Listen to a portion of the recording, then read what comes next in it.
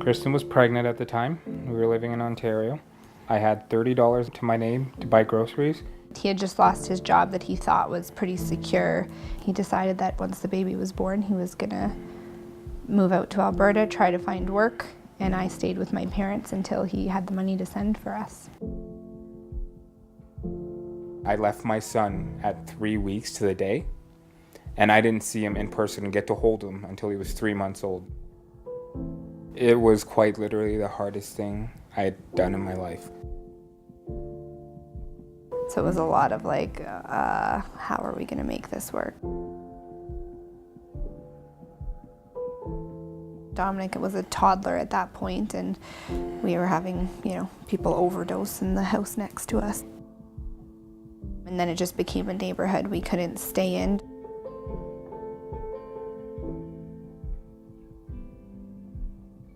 I was supposed to go to work, and then we're at the hospital, and when they had taken off my sock, my foot was ghost white.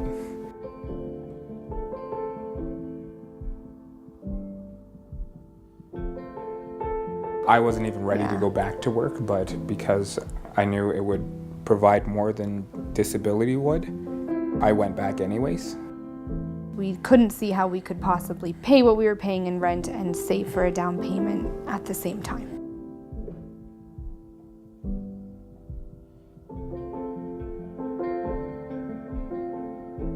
Right away, they kind of told us where we would be, and we drove past the construction site because they had already kind of roped it off, right? And we started driving past, and as soon as they broke ground, we started working. You commit to 500 sweat equity hours, and we buy the house at market value. We just had to go about it in, a non-traditional way.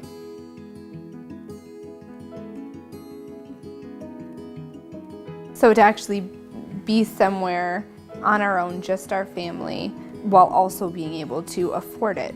It's going to be an affordable situation always, and stable, a place we could actually let the kids develop roots. It's a very safe neighborhood, and I like that feeling. I can text the neighbor across the street, "Is Marcus over in front of your place?" or those kinds of things. We all know each other, so it's like a community in itself. We play a lot of board games, and we have our movie nights where we like to show them some of the classic movies that we grew up on. Yeah, cook together, have coffee with our neighbors at the table.